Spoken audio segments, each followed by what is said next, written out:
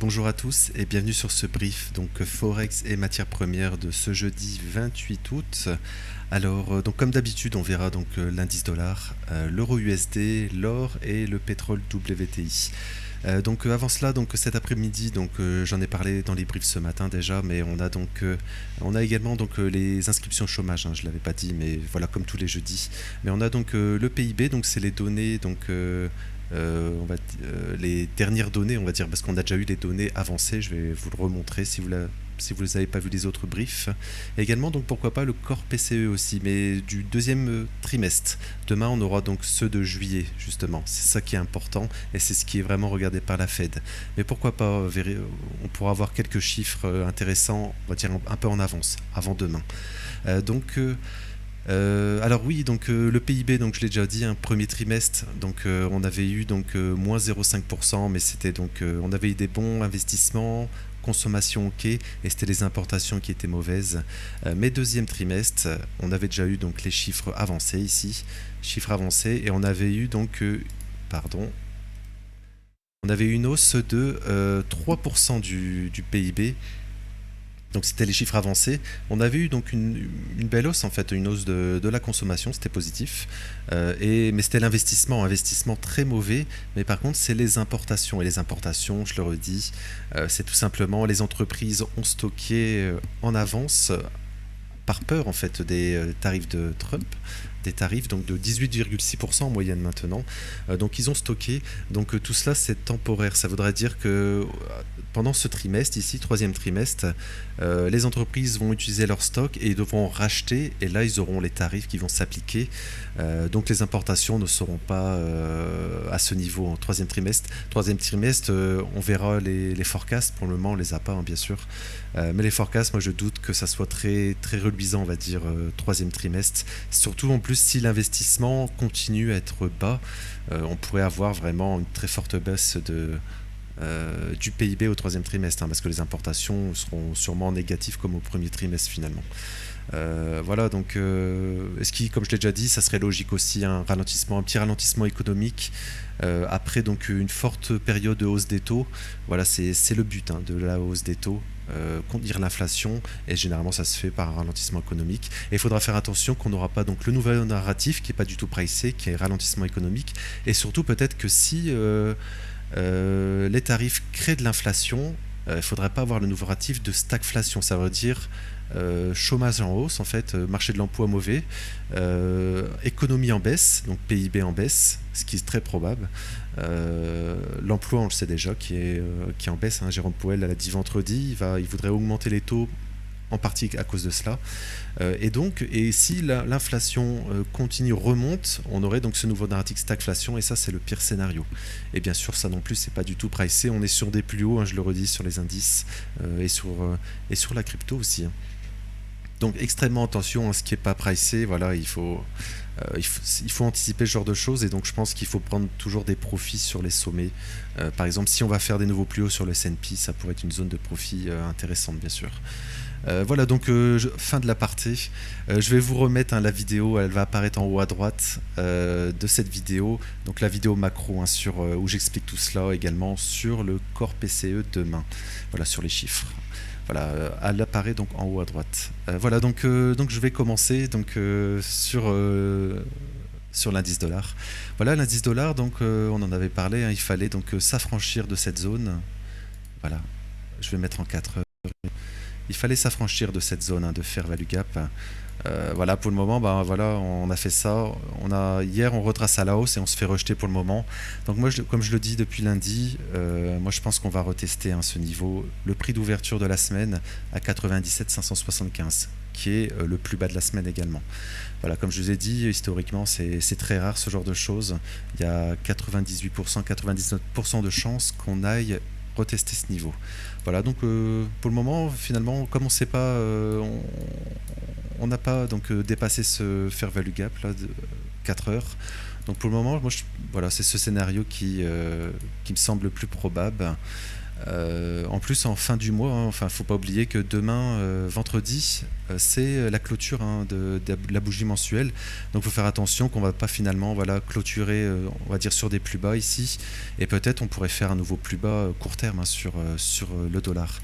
Et ça serait positif donc pour les assets à risque, hein, euh, crypto et bien sûr l'or, hein. L'or, ça serait très positif pour l'or. Euh, une baisse du dollar. Donc voilà, et finalement on pourrait faire peut-être un scénario ici, hein, continuer ce fair value gap mensuel, voilà, continuer à le travailler, faire finalement un double creux ici, et pourquoi pas rebondir finalement fin d'année, hein, sur le dollar, parce que pour le moment on a vraiment on a une année vraiment baissière, hein, sur le dollar. On a ouvert janvier ici, on n'a même pas pris le plus haut de janvier, en fait on retrace simplement. Voilà. Moi, je pense qu'on pourrait revenir sur ces niveaux, hein. On a un WVG ici, si vous regardez, mensuel. Voilà, peut-être faire ça, dernière touche baissière, et ensuite, fin d'année, rebondir dans ces fair value gap, par exemple. Voilà, donc ça sera à suivre. Voilà. À court terme, je dirais que le dollar va continuer à la baisse. Alors, on a la dernière zone ici, hein, de fair value gap. On est déjà revenu dedans, on a refait un plus haut. Donc, généralement, c'est pas très positif. Et là, on répond donc à court terme, hein, sur le fair value gap baissier ici. On va dedans et là, on en voit plus bas. Donc attention, hein, pour moi, je le dis depuis lundi, c'est probable de revenir ici, minimum. Voilà, donc euro-USD, donc inversement, euro-USD, donc voilà, donc inversement, on devrait avoir donc probablement revenir ici sur les plus hauts de lundi. Lundi, c'était où? C'est à ces niveaux, on va dire. Je vais le mettre en 1 heure peut-être. Alors, lundi, je pense que ça ouvre, oui, c'était ici, dimanche, voilà, ici. Donc il y a du potentiel, on va dire, si le dollar va chercher donc son plus bas de la semaine. Alors je peux dire le niveau, pardon, c'est vrai que je donne pas trop les niveaux, mais je peux le dire, hein, c'est vers les 17,22, les 1,1722 sur l'euro USD. Alors j'enchaîne sur l'or. Alors l'or, donc l'or rebondit encore, hein. Donc on avait dit qu'on va passer en daily, on avait le fair value gap baissier et on l'a dépassé. Si je passe en daily, regardez. Voilà, fair value gap daily ici. Voilà, on l'a dépassé en clôture, donc pour le moment c'est positif, hein. Donc en fait ça correspond donc au scénario, on en avait parlé hier. Ça veut dire que si le dollar baisse, donc l'or bien sûr va rebondir. Donc pour le moment on a le scénario du rebond sur l'or. Je regarde en weekly. Alors mensuel, on va bientôt clôturer, hein, bien sûr aussi. Oui, donc on va faire une clôture peut-être, voilà, au-dessus de. Oui, ça serait peut-être, on pourrait faire peut-être une continuation haussière, aller rechercher donc ces niveaux ici, hein, le plus haut en fait. C'était le plus beau de l'année, oui, et c'était d'avril. Alors, est-ce que c'est le plus haut du trimestre? Oui, plus haut du trimestre précédent. Peut-être on ferait ça. Et après, je pense que fin d'année, on pourrait corriger sur l'or. Parce que, comme je l'ai déjà dit plusieurs fois, on est totalement hors des bols ici. Donc, on a une volatilité excessive. Et généralement, c'est corrigé, ce genre d'irrégularité, on va dire. Le prix, le corrège, ça ne veut pas dire on va cracher sur l'or. En fait, ça veut dire qu'on va stagner. Soit on stagne tout simplement fin d'année, début d'année prochaine. Ou soit on retrace un petit peu. Mon scénario, on va dire, c'est que alors si on va faire un plus haut, pourquoi pas, hein, prise du semestre et trimestre précédent. Et donc là, en fait, ça serait tout simplement retracé et créer en fait pour l'année prochaine peut-être un fair value gap ici, hein. Alors je vais nettoyer rapidement. Voilà. Par exemple, on retrace jusqu'ici. Par exemple, on fait un fair value gap et l'année prochaine, début d'année, on va dedans et on n'en voit plus haut ensuite, hein. Voilà, c'est totalement possible, hein. L'or est vraiment sur du long terme, hein. L'or est aussi en général. Donc voilà sur l'or. Alors je vais regarder en unité de temps plus courte rapidement. Donc on doit être sur une zone, oui, on a une zone ici, hein, en 1 heure de fair value gap. On est totalement, hein. Alors regardez, on a une zone ici. Donc c'est ce rectangle rouge qui représente encore ici la dernière zone du mouvement précédent. Donc voilà, on a encore une zone à aller chercher. Et en fait, on serait peut-être en zone, hein, de rechat. Je vais retracer un Fibonacci, pourquoi pas. Ouais, c'est dans la zone en fait 61-78. C'est généralement une bonne zone, hein, pour faire un sommet descendant par exemple. Mais bon, pour le moment, on n'y est pas. En fait, si le dollar va beaucoup plus bas, par exemple sur ces creux en fait, hein, sur le plus bas de cette année. On ira plus haut, hein, sur l'or. Voilà, pour le moment, comme je le dis, l'or c'est un peu difficile parce que c'est fort influencé par le dollar. Le dollar est plus clair et le pétrole aussi. Donc on enchaîne sur le pétrole WTI. Donc pour le moment, on s'est fait rejeter. On avait identifié cette zone, hein, en début de semaine, Fair Value Gap weekly ici. Voilà, ce rectangle ici, hein, plus rouge foncé. Donc c'était le Fair Value Gap, hein, weekly ici. Voilà. Voilà, on l'a parfaitement comblé. Donc on a pris donc le plus haut de la semaine passée, le plus haut il y a 2 semaines dans le Fair Value Gap ici.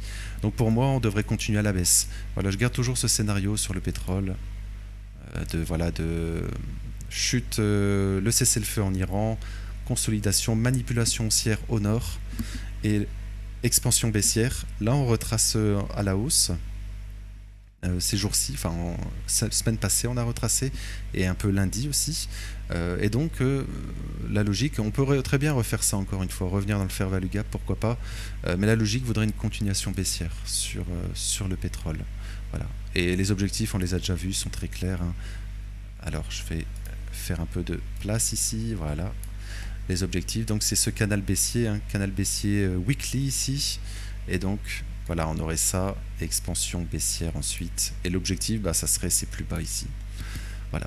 Pour le moment, toujours le même scénario sur le pétrole. Donc je vais m'arrêter pour aujourd'hui. Donc n'oubliez pas également le Discord, hein, je ne l'ai pas dit en début de vidéo, mais donc il y a le Discord, le serveur Discord de la chaîne, le lien en description. Et n'hésitez pas donc à vous abonner si vous avez aimé cette vidéo. Je vous souhaite une belle journée et merci.